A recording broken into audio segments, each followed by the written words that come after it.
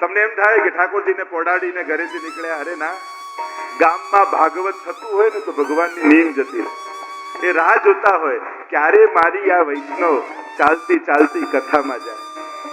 અને ભગવાન શું કરે, गौर यथा मुतवत्सला, मानो एक गाय अपने बछड़े के पीछे पीछे जिस तरह माँ अपने बछड़ों को चाटती चाटती दुलार करती करती उसके पीछे पीछे जाती है ना, वैसे ही भगवान जो कथा सुनने जाता है उसके पीछे पीछे उसके ठाकुर जी आते हैं અને તમારા ઠાકોરજી તમારા ખોળામાં બેસી અને ભાગવતની કથા સાંભળે છે। હંમેશા એવો ભાવ રાખો, કથામાં બેઠા હોય તેવો ભાવ, મારા લાલન મારી ગોદમાં બેસી અને ભાગવત સાંભળી રહ્યા છે। અને આપણે કથા સાંભળીએ ને ત્યારે સેવામાં આનંદ વધે ને કથામાં આનંદ વધે। કથા સાંભળીને ઘરે જાઓ અને સેવામાં લાલનને જગાવો ત્યારે કહો લાલનને કે પ્રભુ, અહીંયા તો મહાપ્રભુજીની કાનીથી ડાયા ડમરા થઈને બેઠા છો, આ તો કથામાં જઈને ખબર પડે ક્યારે નરસિંહ બને ને વામન બને ને વિરાટ બને, કેવી કેવી લીલાઓ કરો છો। આ તો અહીંયા મારા ભાવને આધીન થઈ બાલક બનીને બેઠા છે। અને કથા સાંભળો ને તો ક્યારે એ રીતે ન સાંભળતા કે આ કોઈ આકાશમાં રહેનારા ભગવાનની કથા છે, હંમેશા એ રીતે સાંભળજો, રોજ હું જેની સેવા કરું છું ને એ ઠાकुर कथा થઈ है, मेरे लालन की कथा हो रही तो आपका मन कथा में रहेगा और कथा करके सेवा में जाओगे तो सेवा में आनंद आएगा। मेरे लालन कैसी कैसी लीलाएं करते हैं, ये कथा ऐसी दिव्य कथा है, वो एक नियम है, वो एक परंपरा है कि જ્યારે ભાગવતની કથા શરૂ કરો ત્યારે 6 અધ્યાયમાં જે પદ્મ પુરાણાંતર્ગત કથા છે ભાગવતના મહાત્મ્યની, એની કથા કહેવામાં આવે। મહાત્મ્ય એટલા માટે કે ભાગવતના મહાત્મ્યને જાણો તો ભાગવત જોડે વ્યવહારનો વિવેક ખબર પડે કે આ કોઈ સાધારણ ગ્રંથ નથી, આનો કેવો પ્રભાવ છે। તમે અગ્નિ સળગતી હોય એની પાસે જઈને બેસો તો ગરમી લાગે, માંગવી તો પડે ને કે ગરમી, એ અગ્નિદેવ મને ગરમી આપો, એવું તો કેવું ન પડે, પાસે જાઓ, કારણ કે ગરમાહટ એનો પ્રયાસ નથી, એનો પ્રભાવ છે। આપ જો બરફની પાટ પડી હોય તમે બાજુમાં જઈને બેસો, તમને ઠંડી લાગે, ઠંડક લાગે, તમે માંગવી પડે કે ઠંડી આપ, ઠંડક એનો પ્રયાસ નથી, એનો પુરુષાર્થ નથી, એનો પ્રભાવ છે। એમ જ ભાગવતના સાનિધ્યમાં બેસો ને તો ભાવ તમને સ્પર્શે જ, કારણ કે ભાગવતનો એ પ્રયાસ નથી, ભાગવતનો એ પ્રભાવ છે। સહજમાં ભક્તિનો ઉદય તમારી ભીતર થઈ જાય, સહજ ભગવત પ્રેમ જાગી જાય, આ ભાગવતનો પુરુષાર્થ નથી, ભાગવતનો પ્રભાવ છે। અને નિશ્ચિત કહું છું, 7 દિવસ જો ભાગવત કથા સાંભળો તે ખાતરી આપું છું નાસ્તિકના હૃદયમાં પણ ભગવાનનો પ્રેમ પ્રગટી જાય, કારણ કે આ પ્રભાવ છે। જે કામો પ્રયાસથી ન થાય ને એને કોઈના પ્રભાવથી મેળવી લેવા। ઘણી વાર આપણે આપણા દુર્ગુણને છોડી નથી શકતા, સત્કર્મોમાં પ્રેમ નથી કરી શકતા, વિચાર જગાડી નથી શકતા, આપણને બદલવામાં પણ અસમર્થ છીએ। દુનિયા બદલવા નીકળેલો માણસ પોતાને બદલી લે ને તો એ ઘણું મોટું સાહસ કર્યું એને કહેવાય। અરે એકાદશ સ્કંદમાં તો આવે છે સ્વભાવ વિજય શૌર્ય। શૌર્ય શું છે તો કે પોતાના જાતને બદલવી નહીં, એનાથી મોટું કોઈ સાહસ નથી। દુનિયાને બદલવા નીકળેલો માણસ પોતાને બદલવામાં પણ અસમર્થ હોય છે, એટલે કે આપણા પ્રયાસો બહુ ટૂંકા હોય છે, અને જ્યારે આપણા પ્રયાસો ટૂંકા લાગે ને ત્યારે કોઈ સમર્થના આશ્રયમાં જતા રહેવું, કારણ કે સમર્થનો પ્રભાવ આપણને બદલવા માટે કાફી હોય છે। સૂરજ ઉગે તો કમળ ખીલી જાય, કોઈ સૂરજે હાથ લાંબો કરીને પાંખુડીઓ ખોલવી પડે છે, એનું હોવું જ એને ખીલવવા માટે પૂરતું છે। એમ જ્યારે એવું લાગે કે જીવનમાં મારે મારી જાતને બદલવામાં હું અસમર્થ છું, ત્યારે કોઈ મહાપુરુષનો આશ્રય અથવા કોઈ મહાનતમ ગ્રંથનો આશ્રય કરી દેજો, એનો પ્રભાવ એવો છે કે તમારા જીવનમાં પરિવર્તન ચોક્કસ લાવશે। નિશ્ચિત કહું છું, કોઈ મહાપુરુષનો આશ્રય અથવા કોઈ વ્યક્તિમાં શ્રદ્ધા ન આવતી હોય તો કોઈ ગ્રંથનો આશ્રય કરજો, કોઈ તીર્થનો આશ્રય કરજો, કોઈ સ્થાનનો આશ્રય કરજો, કોઈ મંત્રનો આશ્રય કરજો, ક્યાંક કોઈ દિવ્ય તત્વનો આશ્રય કરજો. કારણ કે પ્રયાસ ટૂંકા છે તે તત્વના પ્રભાવથી જીવનમાં પરિવર્તન આવવાનું હોય છે. ઘણી વાર એવી ભૂમિના પ્રભાવ હોય છે. ઘણાને મેં જોયા માનતા નહોતા, વ્રજ ગયો ને મારું જીવન બદલાઈ ગયું. ઘણા એવા મળે છે, બસ વ્રજની એક યાત્રા કરી જીવન બદલાય, નાથદ્વારા ગયો જીવન બદલાય. અને આજે પણ તમે નાથદ્વારામાં જુઓ, ગમે તેટલી ભીડ, હવે તો લાઈનો થઈ ગઈ છે, તો ગમે તેટલી ભીડ હોય, કોઈ સુવિધા ન મળે, કદાચ કોઈ તમને આવો તો બેસો, કોઈ એવું કહેનારું ન હોય, એક ધક્કે અંદર ને બીજા ધક્કે ઓહો, તમને તો ખબર છે.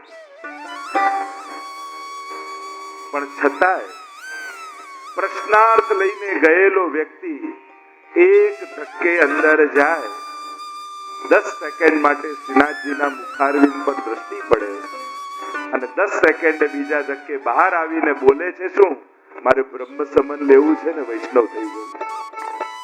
આ શ્રીનાથજીના દ્રષ્ટિનો પ્રભાવ. નહીં તો કોઈ બહુ સન્માન આપે, વ્યવસ્થા આપે, સત્કાર આપે ને લલચાવે ને ફોસલાવે અને ચલો આ કરો ને, એ જુદી વાત. અહીંયા તો આટલી અવ્યવસ્થાઓની વચ્ચે પણ મારા ગોવર્ધનનાથની દ્રષ્ટિ પડે ને અને એનું જીવન બદલાઈ જાય. એવા લાખો ઉદાહરણો આપણી પાસે. તો ક્યાંક કોઈનો પ્રભાવ, ઘણા એવા તો કેટલા મારા અનુભવ છે. ભાગવત સાંભળીને કેટલાના જીવનો બદલાયા, કેટલાના જે ભગવાનમાં માનતા નહોતા કે આજે સકડી ભોગ ધરીને લેતા થઈ ગયા, જે કોઈ પુણ્યમાં ક્યારે પ્રવૃત્ત થયા નહોતા, એ આજે હોસ્પિટલો ને સ્કૂલો ને કેટલા સત્કાર્યોમાં પ્રવૃત્ત છે. તો ક્યાંક કોઈનો પ્રભાવ તારી દે છે. અને આ ભાગવતનો પ્રભાવ એવો.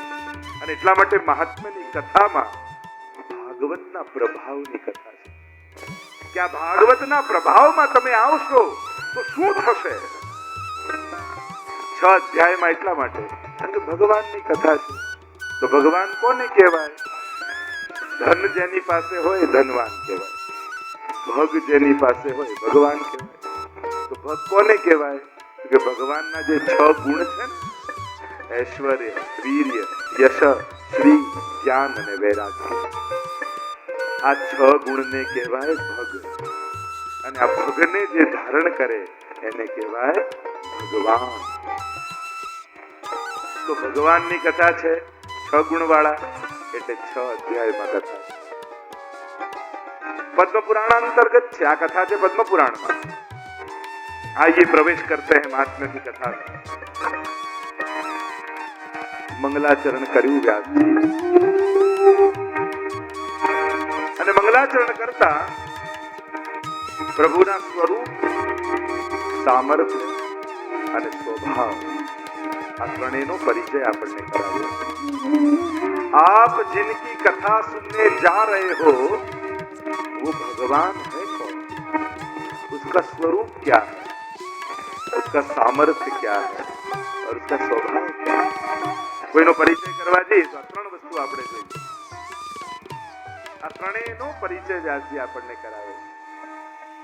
શાસ્ત્રની એક મર્યાદા છે. કોઈ પણ શાસ્ત્ર શરૂ થાય ને તો સૌથી પહેલા મંગલાચરણ કરવામાં આવે. મંગલાચરણમાં 3 પ્રકારના મંગલાચરણ શાસ્ત્રોએ બતાવ્યા: નમસ્કારાત્મક, આશીર્વાદાત્મક અને વસ્તુ નિર્દેશાત્મક. પણ મંગલાચરણ થાય, મંગલ આચરણ એટલે પ્રભુનું સ્મરણ કરવું. આ જગતમાં મંગલ રૂપ કોણ છે? મંગલમ ભગવાન વિષ્ણુ, મંગલમ ગરુડધ્વજ, મંગલ રૂપ નિધાન સાવરો, મંગલ રૂપ નિधान. मंगल के निधि कोई हो तो परमात्मा. સાહિત્યકારો કે મંગલ પર જીવન છે કે નહીં એ શોધવા માટે વર્ષોથી વૈજ્ઞાનિકો મથે છે, પણ જીવનમાં મંગલ છે કે નહીં આપણે 7 દિવસ એ શોધવાનું છે કે આ જીવનમાં મંગલ પ્રગટે. અને મંગલનો કારક કોઈ હોય તે પરમાત્મા છે. એક વસ્તુ યાદ રાખો, માણસ મદદ કરી શકે, ગમે તેટલો સમર્થ માણસ હોય, મદદ કરી શકે, સુખી ના કરી શકે. કોઈ મદદ કરનારો ગેરંટી ના આપી શકે મારી મદદથી તું સુખી જ થઈ. સુખની ગેરંટી તો કેવલ ઈશ્વર આપી શકે. અને એટલા માટે કોઈ પણ કાર્ય શરૂ કરો તો સૌથી પહેલા પ્રભુને યાદ કરીને કરો. હા, અને આપણી વૈષ્ણવી તો એ પરંપરા છે. मामेव ये प्रपद्यन्ते माया मेताम तरन्ति. गीता जी में भगवान कहते हैं जो मेरा हो गया माया का अधिकार उस पर नहीं चलता. जब પેલો માછલી પકડવા વાળો માછીમાર હોય ને એ આમ જાળ ફેંકે એટલે જેટલી માછલીઓ આમ દૂર ભાગે એ બધી જાળમાં ફસાઈ જાય. પણ હોશિયાર માછલીઓ હોય ને એ દૂર ન ભાગે, એ તરતી તરતી માછીમારના પગ પાસે આવી જાય, અને જે પગ પાસે આવી જાય એ બધી બચી જાય, અને જે દૂર ભાગે એ બધી ફસાઈ જાય. એમ પ્રભુએ પણ માયા રૂપી જાળ નાખી. જે પ્રભુથી દૂર ભાગ્યા એ બધા ફસાયા, અને જેને ચરણ પકડી લીધા એ બધા તરી ગયા છે, એ બધા બચી ગયા. और आज तो हम सब जाल में फंसे हुए हैं ना. બધા પાસે જાળ છે કે નહીં? બધા નેટ ઉપર હોઈએ છે કે નહીં? બધાના મોબાઈલમાં નેટ છે ને? નેટ એટલે શું? જાળ જ છે. આપણે બધા જાળમાં ફસાયેલા છીએ. ये माया ही तो जाल है. और कैसी है? दैवी ऐसा गुणमयी मम माया दुरत्यया. उसको तरना बड़ा कठिन, અને તરવું અઘરું. પણ જે મારો થાય છે એની જવાબદારી હું લઈ લઉં છું. એટલે જ પુષ્ટિ માર્ગમાં આપણે જયારે બ્રહ્મ સંબંધ લેવા જઈએ ત્યારે હાથમાં તુલસી દલ લઈને પ્રભુ આગળ શું બોલીએ છીએ? આખો ગદ્ય બોલી અને પછી પંચાક્ષર બોલીએ ને, હે કૃષ્ણ હું તારો છું. પ્રભુ કે હજી વિચારી લો. ફરી વૈષ્ણવ બોલે, હે કૃષ્ણ હું તારો છું. ફરી વિચારી લે. આપણે કે બાલ ભાવની સેવા ને એટલે બાળકમાં બધા જ ગુણ હોય, એક અવગુણ હોય બાળકમાં, અને અવગુણ એ હોય એને શેર કરવું ન ગમે. નાના બાળકના નેચરમાં શેર કરવું નથી હોતું. તમે એને કીધું કે આ રમકડું તારું, પછી કોઈને ના આપ્યો, મને આપ્યું છે પપ્પા, મમ્મીએ મને આપ્યું છે, મારા માટે લાવ્યા છે, એ પછી કોઈને ના આપ્યો. તો અમારે ઠાકોરજી બી બાલક હે. ત્રીજી વાર કે જો હજી વિચારી લે, પેલો ફરી કે હે કૃષ્ણ હું તારો થયો.